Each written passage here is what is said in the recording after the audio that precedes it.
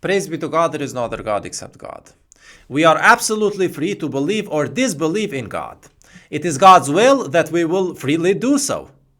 After committing our original sin, God gave us a chance to denounce our crime and accept His absolute authority. But we decided that we wanted to see a demonstration of Satan's competence as a God. Many people protest the fact that God has created them to put them through this gruesome test. Obviously, such people are not aware that 1. They have committed a horrendous crime, and 2. They were given a chance to denounce their crime and redeem themselves, but they chose to go through the test. We learn from verse 57:22 that our lives, along with everything else around us, are pre-recorded on something like a videotape.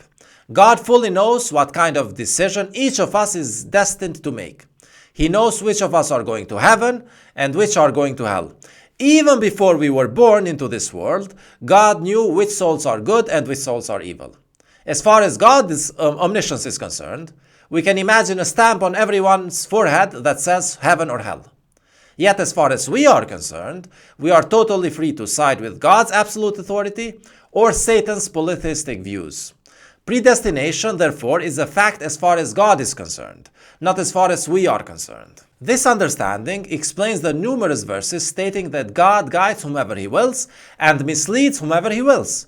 Based on His knowledge, God assigns our souls to the circumstances that we deserve. When God said to the angels, "I know what you do not know," this meant that some of us deserved a chance to redeem ourselves. One example of God's guidance for those who deserve guidance is found in verse 21:51, which says, "We granted Abraham his guidance, for we were fully aware of him." In other words, God knew that Abraham was a good soul who deserved to be guided, and God granted him guidance and understanding. Another good example is stated in verse 12:24.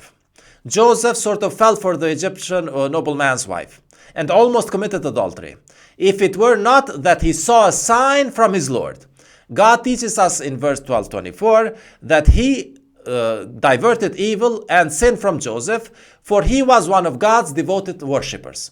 So was it Joseph who controlled his lust? Or was it God's protection from sin that rendered him chaste? Such is predestination.